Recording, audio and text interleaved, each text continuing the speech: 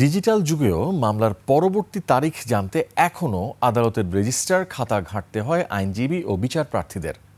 উচ্চ আদালতে প্রযুক্তির সামান্য ব্যবহার শুরু হলেও অধস্তন আদালতের বড় একটি অংশ এখনও চলছে সনাতনী পদ্ধতিতে। ফলে তথ্য পেতে সময়, অর্থ ও কর্মঘণ্টা নষ্ট হওয়ার পাশাপাশি হয়রানি, অনিয়মের অভিযোগও আছে। তবে রাষ্ট্রপক্ষের আইনজীবীরা বলছেন এ বিষয়ে কাজ করছে সরকার। আরিফুল ইসলামের বিশেষ রিপোর্ট, জানাচ্ছেন Subarna Mehjabin. Lily whipped shea mystic glowing body wash, secret to ultimate glow.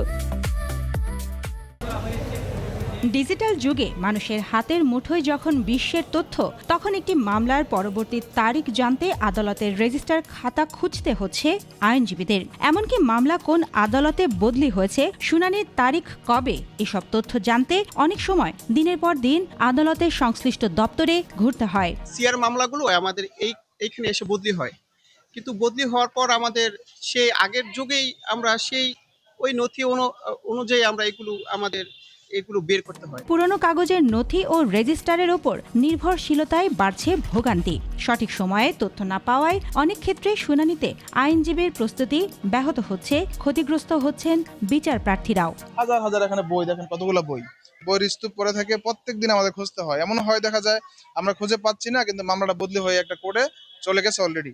পরবর্তী কি হয়, আমরা না জানার কারণে আসামির ওয়ারেন্ট হয়ে যায়।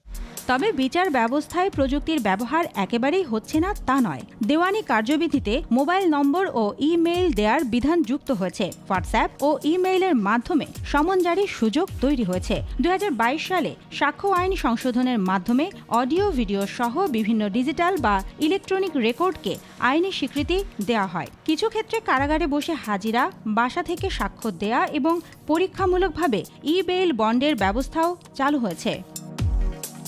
জুডিশিয়ারি বাস্তবায়নে 2017 থেকে 2022 সাল পর্যন্ত কৌশলগত পরিকল্পনাও নেওয়া হয়েছিল। নিম্ন আদালতের মামলার তারিখ অনলাইনে জানানোর জন্য চালু করা হয় কজ লিস্ট, আমার আদালত ও জুডিশিয়াল মনিটরিং ড্যাশবোর্ড। কিন্তু উদ্যোগগুলো স্থায়ী রূপ পায়নি।